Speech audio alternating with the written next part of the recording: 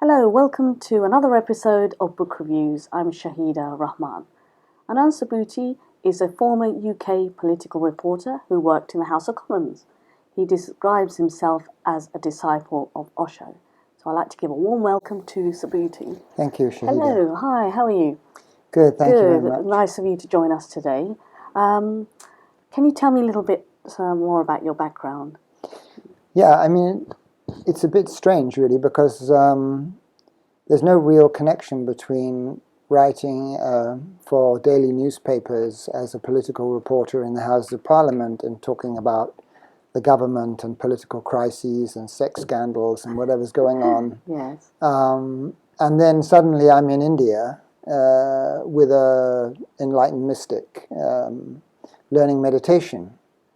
And there's no real explanation why. It's two different worlds, I think. Yeah. I can only speculate, really, that I was lucky in the sense that I was given that job as a political reporter, which was a very good job, very early on. So I think I was about 25 or something when I got the job. So in a way, I fulfilled my career ambitions very quickly. And then that enabled me somehow to, take a look at the older journalists who, many of them were alcoholics or cynical and sarcastic, very bitter people, many of them. I was quite shocked by that. Right. And I thought, well, do I really want to end up like that? Maybe there's something more to life than, a scotch and soda in Annie's bar. I mean, did you feel it would lead you to that, or it was quite depressing reporting about all this interesting politics? Journalists have a interesting function. They stand between the politicians and the public, and they basically say to the politicians, we will let the public know about you, but we're going to make you look stupid. Okay. In a way. Yes, a bit of sarcasm, a bit of cynicism. Of course. Talking about their real motives rather than what they say. So, you tend to get affected by what you write. And if you're writing about politics and the motives of politicians for too long, I think you suffer. Yes, so it can be quite depressing, and then again it can be quite exciting at the same time. It is exciting. I mean, the House of Commons at its best runs on pure adrenaline, because, and especially for the journalists, because, there's a big debate, and is the government going to get the vote? Is it going to get the majority? The House divides at 10 o'clock, the vote comes in at 10 past 10, and then you're running for the phone because your first edition goes at 10:30. Absolutely. So you're on the phone, and the Prime Minister said this, and the opposition said that, and it's, in a way, it's a big rush. It's very intense as well. Very intense and very rewarding in a sense, because then the next morning you get the newspaper and you see your headline on the front page by Anand Subhuti or whatever I was called in those days. Yes, absolutely. I'm sure you weren't called that at all. Okay. So how did you move into your mystic world, as you described? I think it was, it's like one door closes, another one opens. It's like, basically I got bored with the job. I mean, because the number of times it's really exciting in the House of Commons is not that great. Not that many, really. You don't get a crucial vote every night, especially when the government has a big majority, Yes. So boredom. And then boredom led me to think, okay, is this what I want to do with my life? And then no. So, okay, I was getting interested in yoga. I was getting interested in the teachings of Gautam Buddha. The Maharishi had come, but this was back in the 70s, so it wasn't that long before that the Maharishi and the Beatles came from India, and that whole Indian thing happened. Donovan and all the other people, and even the Rolling Stones got religion for a while. I see. They dropped it, though. What particularly attracted you to that? I mean, of all things. It's two different worlds completely. From politics and to something like it this. It is, Shahida, and I Yeah. just don't have the answer to that. Yes. If I want to get kind of mystical about it, I say it would have something to do with past lives. Yes. Yes. Probably something like, you've done this, you've been a social success now. Maybe this life you should look at something a bit more profound. Right. Something like that. Absolutely. So you became an author, did you, after coming out of your political arena? Oh, I didn't become an author for a long time. Oh, okay. So that came a lot later. I was basically with Osho and his circus. Okay. I mean, it was like a roller coaster ride because he was Right. so controversial. Mm-hmm. He was attacking everybody. Right. Because he was basically attacking our belief structures. Right. Because he wanted, I think, to sacrifice beliefs for real experience, for deep experience.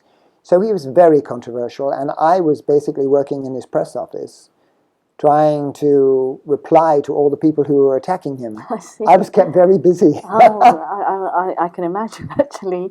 And then you wrote a book. No, I didn't. Well, Osho died in 1990. Right. Mm-hmm. And I knew then that I wanted to write a book, but I could not figure out how to write it, what kind of format, because I never kept a diary. So I couldn't do a kind of day-to-day thing. It's all from memory, really. So I waited 20 years.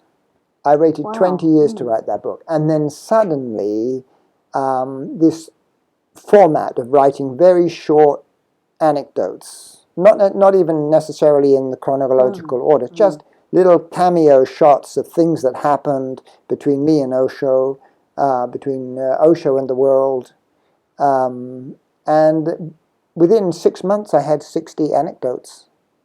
So I waited 20 years, and the book was written in 6 months. Wow. And that was more or less, I think, when we got to know each other. Yes, absolutely. And I think also it's all from memory, as you said. As you sort of developed that, I suppose you sort of remembered all the other little things that you might have even forgotten for many years. Yeah, so, when you start, Yes, it's a weird way how your brain can actually work, where if you really tap into the inner depths, you can remember things quite deeply. So, I'm glad I wrote it all then, because it's all gone now. It's all gone now.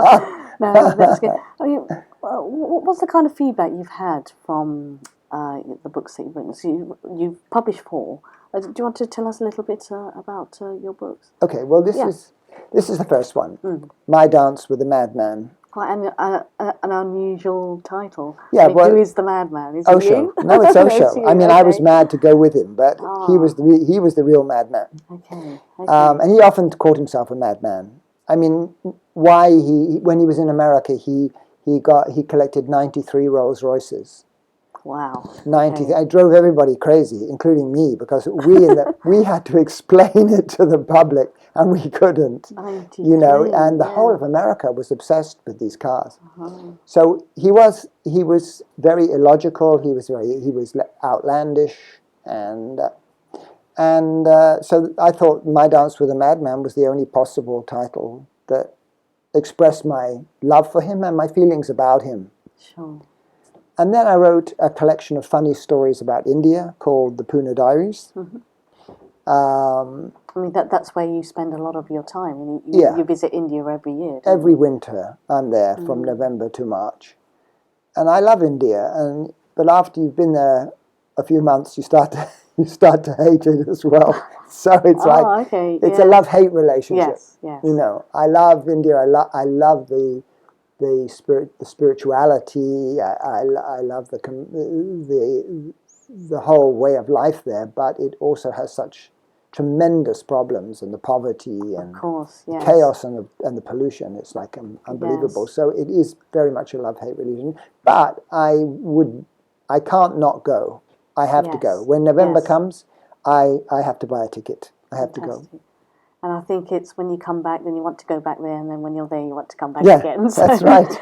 Okay, I mean, so I suppose he's really inspired you in your life since you came out of the political sort of journalism, really. I suppose the most helpful thing has been the way he has kind of guided me. Of course, he's dead now, but when he was alive, into trying to be an authentic individual rather than relying on other people's borrowed ideas. You know, that if there was one thing I would have to be thankful for, it would be this guy showed me how to be myself. Okay, and do you actually go and talk to people about what you've learned from him and really sort of teaching them, or do you Not learn from really. other people? I really don't want to be a missionary. Oh, okay. Is that something you decided not to do early on? Yeah, it Can be quite mind-boggling, I think. what? To be a missionary and to... Oh, I wouldn't. I mean, anyway, I wouldn't know how to. You know, it's like he's such a. You know, come and join my guru. He's only got 93 Rolls Royces. It's not like a big selling point. Yes. No, I like writing. I enjoy writing, and if people come across my work, you know, and they like the book, and that means something to them, then that's okay. But I don't want to go knocking on people's doors. That doesn't work for me. Okay, and I think you've had a good response with the books that you've published. Well, as you probably know, Shahida, as an author, the people who like it tell you, and the people who don't like it don't say anything usually. Well, sometimes they do. Sometimes they do. But I think it's just whoever's going to. You're always going to have haters, or whatever work that you do, and but then again, you always have people who love your work as well. So and I think you've got a good fan base in India, haven't you? Mostly, would you say? There's an international kind of spread around the planet of people who know about Osho, but there's of course a lot of people in India, and I probably sold most of the copies of this particular book anyway in India. But people have been very appreciative, and I'm sure there are people who haven't been, but they don't tell me. Okay. Well, do you plan on writing any more? I'm trying to write a book about Shakespeare. Oh, that's something completely different. Yeah, well, it's not really, because I'm taking Hamlet's famous quote, "To be or not to be," and I'm showing how the West is all about to be, in terms of be a success and be, famous and be successful. And then not to be is like India and the East, like dissolving the ego. So I'm doing it like that. So you're comparing it with the West and the East as well. It's a very unusual twist on Hamlet, basically. That's really interesting to learn. I mean, do you have any advice for any authors who want to become published, any writers out there? What would be your top tip? Get lost in life and get into trouble and have adventures, and then you'll have something to write about. And something to learn from as well. No, I think that's quite humorous. I think it's an interesting concept, I think, but getting lost. I think if you don't make those mistakes, you don't sort of learn from life. I think life is a wild thing, and don't play it too safe. Take some intelligent risks. Okay. Go, travel the world, have a look around, find interesting things. Good. And I'd like to ask you, would you ever go back to the political arena again? Good Lord. That would kill me, I think. I mean, do you still keep tabs on what's happening? Yes, of course. World? I mean, we've got the European referendum coming up with David Cameron on one side and Boris Johnson on the other. And it's kind of interesting. I haven't turned my back on it, but if I watch the news too much, it's bad for my meditation. Yes, absolutely. And you got your website. Would you like to plug that for us? Oh well, AnandSubhuti.com. Okay. 4 books are up. Actually, there's a book up there about Shakespeare, but it's not really finished, so I wouldn't advise buying that one. Okay. I've just about rewritten the whole thing. But the best one, I think, is this one. I think this has the most to say, and I think it's probably the most interesting.